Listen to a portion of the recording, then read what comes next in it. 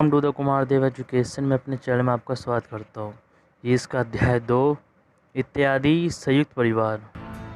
इसके लेखक है राजेश जोशी। कवि परिचय। जन्म, ये शॉर्ट फॉर्म में कवि परिचय दे रखा है। ये सन 1946 मध्य प्रदेश। उच्च शिक्षा प्राणी शास्त्र व समाज शास्त्र। समकालीन जनवादी हिंदी कविता के प्रतिनिधि वह लोकप्रिय कवि। लेखक के क्षेत्र कविता, कहानी, नाटक, अनुद्वित रचनाएं तथा संपादन कार्य। प्रकाशित रचनाएं। कविता संग्रह दो पंक्ति के बीच नफेत में हंसी मिट्टी का चेहरा, एक दिन बोलेंगे पेड़। समर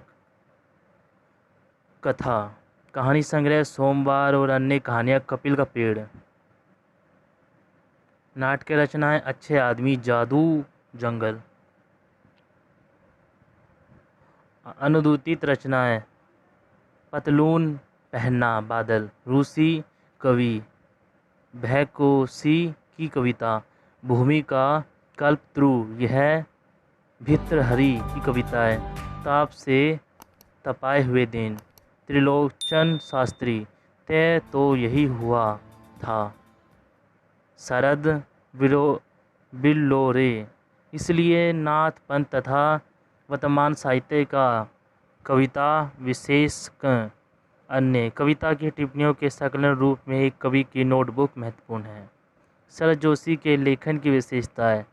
प्राणी शास्त्र व समाजशास्त्र में गहन अध्ययन के साथ साथ भारतीय संस्कृति में उनकी गहरी रुचि है। उनके लेखन में व्यक्ति और समाज प्रतिबिंब होता है। दैनिक जीवन से जुड़ी बहुत सी छोटी छोटी बातें जो व्यक्ति को प्रभावित करती है, उनका वर्णन सरल, सहज और सार्थक प्रयोग के माध्यम से कवि करते हैं। वे सार्थक की ऊंचाइयों से परिचय करवाकर पाठकों को सोचने के लिए विमर्श कर देते हैं। पाठ्यक्रम में संकलित दोनों कविताएं व्यक्ति से संबंध है, एक और इत्यादि के माध्यम से आम व्यक्ति के अस्तित्व को ही महत्वहीन माने जाने वाले पीड़ा की अभिव्यक्ति प्रस्तुत है। वह सर्वतंत्र होते हुए भी बेनाम रहता है और अंत इत्यादि संज्ञा से इसका उल्लेख होता है। दूसरी ओर संयुक्त परिवार में भी इस आम व्यक्ति की पीड़ा है जो अपने परिवार से अलग आधुनिक एकल परिवार के घुटन भरे जीवन से दुखी है। उनका मानना है कि व्यक्ति से परिवार और परिवार से समाज की संरचना होती है। समाज का विस्तार राष्ट्र को जन्म देता है। इस प्रकार व्यक्ति का होना आधार बिंदु है। कवि ने व्यक्ति के भावों का चित्रण सरल सुबोध शब्दों में किया। उनकी भाषा भीम प्रतीक और शब्द शक्ति संपन्न है। कविता का सारांश और प्रतिपाद इत्यादि। कविता का शीर्षक है इत्यादि, दो शब्दों के मेल से बना हुआ एक शब्द। इति प्लस आदि इत्यादि। इति का अर्थ होता है समाप्त अथवा अंत है, तो आदि का अर्थ शुरू अथवा आरंभ है। इत्यादि शब्द से ध्वनि उन व्यक्तियों के लिए उपयुक्त है जिनसे किसी जुलूस, सभा, रैली आदि की भीड़ का आरंभ होता है और अंत भी। एक एक व्यक्ति इसका नाम वह परिचय ना दे तो कालक्रम के इश्तहार में छपा होता है और ना ही इनका कोई परिचय सभा का मुखिया द्वारा दिया जाता है। दूसरी ओर सच्चाई ये है कि उनके बिना भीड़ अथवा जुलूस का स्वरूप नहीं हो सकता। कवि ने इसी विडंबना को शब्दबोध किया है। जनवादी कविता राजेश जोशी उन अति सामान्य जनों के मनोभावों को अवरूढ़ होते हुए देखते हैं। उपस्थिति अपने लिए नहीं औरों के लिए होती है। सरल वह समाज के उस वर्ग की गिनती में आते हैं जिनका नाम कहीं नहीं लिखा जाता, लेकिन वह नेताओं के भाषण सुनने के लिए दिखाई देने वाली भीड़ का एक हिस्सा मात्र होते हैं। उन्हें यह भ्रम होता है कि वह ही लोकतंत्र बनाने वाले हैं। वह मतदान तो करते हैं क्योंकि भाड़े के टट्टू हैं। उन्हें तो यह भी मालूम नहीं होता कि वह किस आंदोलन में जा रही है और क्यों, लेकिन जाने का उत्साह अवश्य होता है। वह उस भीड़ का हिस्सा होते हुए जहाँ सब उनके जैसे होते हैं और आने जाने की सुविधा सहित 2-4 दिन उनकी पूछ भी होती है। चुनाव के प्रत्याशी उन सब को कुछ लालच देते हैं और नहीं तो 1-2 वक्त की अच्छी रोटी और चाय।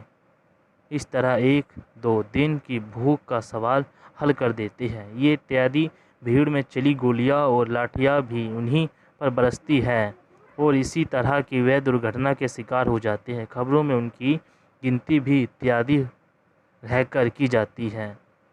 मानो भीड़ बढ़ने वाले ऐसे सभी लोगों के नाम इत्यादि हो। इत्यादि का स्वभाव का परिचय देते हुए कवि के अंतमन का भीम सीधा सपाट शब्दों में चित्रित है।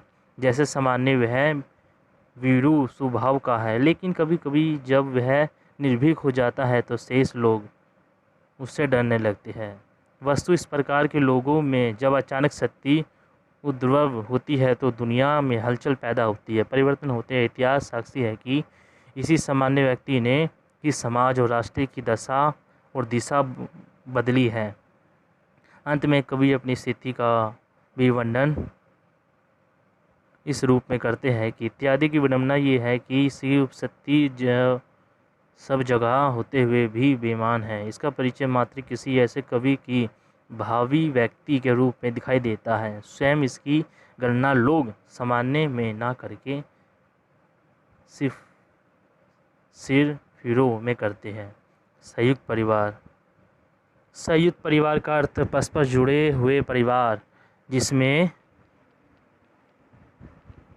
2 या उससे अधिक पीढ़ियाँ मिलकर रहती है और वह भारतीय संस्कृति का एक प्राचीन चिन्ह है।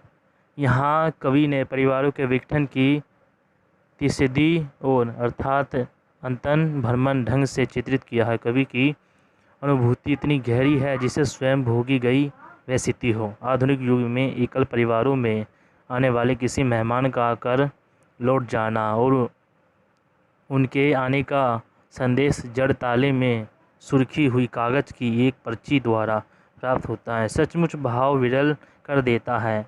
उस घर आने वाला वह अतिथि मन ही मन न जाने कितने भावों को बांटने के लिए रास्ते में बिना रुके पहुंचा होगा और फिर यहाँ से प्यासा ही लौट गया होगा। घर के मुखिया के रूप में वह वातावरण में से अतीत की ओर उन्मुख हो कल्पना करने लगते हैं कि उसके पिता के घर का भीम कैसा था। वह हमेशा कोई ना कोई रहता था और इस तरह घर में आने वाले के लिए द्वार खुला ही रहता था। उसे भूख प्यास और निराशा नहीं लौटना पड़ता था और घर लौटने पर उनके आने की खबर निर्जीव कागज की पर्ची से नहीं बल्कि घर के सदस्यों से मिलती थी, अर्थात अपनापन कायम रहता था। इसके बाद कवि फिर लौटता है वर्तमान की ओर, जहाँ एकल परिवार के गिने चुने सदस्य एक ही समय में घर को ताला लगाकर एक साथ निकल जाते हैं। परिवारों के इस नए चलन के साथ सुरक्षा भी हो गई है। चोर जानते हैं कि निश्चित समय में घर पर कोई जीव नहीं होगा, लटक रहा होगा, केवल निर्जीव ताला। पड़ोसी एक दूसरे को जानते तक नहीं। दूर संचार की सुविधा के कारण सामाजिकता का अभाव इस तरह हो गया है कि दुख और सुख में भी इकट्ठा नहीं होते। भाव शून्य हो गया है, वह अपनी उपस्थिति मात्र अपने लिए दर्ज करते हैं, इसलिए सामाजिक संबंध भी क्रमशः हो रहे हैं। एल्बम में लगी फोटो में द्वारा ही अपने पारिवारिक संबंधों को लोग पहचानते हैं। कितनी दर्दनाक स्थिति है ये। अंत आधुनिक सामाजिक व्यवस्था में उत्पन्न दोषों के कारण संचारित मूल्यों के बिखराव व विघटन को कविता में रेखांकित किया गया है। कविता का आरंभ और अंत बंद घर पर लौटते हुए ताले की जड़ता से हुआ है, जो सामाजिक व्यवस्था की जड़ता का संकेत है। कठिन शब्द, उल्लेख, चर्चा, जिक्र, ओरिंदे, पद, स्थान, तादाद, वस्तुओं व्यक्तियों की कुल संख्या, गोष्ठी, मंडली सभा, लोकतंत्र, जनतंत्र, जनता द्वारा बनाया गया सरकारी तंत्र, पगार, वेतन, श्रम के बदले धन की प्राप्ति, जोखिम, मुश्किल, खतरा, फैता पिता का, पूर्वजों का। एकल अकेला परिवार जिसमें 2-3 सदस्य हो। सहूलियत, सुविधा। भक्सी, बिना प्रयास कुछ भी नहीं जाना। सिरफिरे, सामान्य व्यक्ति से भिन्न। शब्द युग, भावताव, सार्थक निरर्थक शब्दों का संगम जिसमें वस्तु खरीदते हुए कीमत संबंधी तर्क वितर्क। खाना बना, भोजन इत्यादि खाने की प्रक्रिया भी शामिल हो जाती है। ये सेशन समाप्त हुआ। हम मिलेंगे नेक्स्ट सेशन में। वीडियो चलेगी, वीडियो को लाइक करें, चैनल को सब्सक्राइब करें और वीडियो को लाइक ज़रूर करना क्योंकि लाइक से हमें मोटिवेशन मिलता है।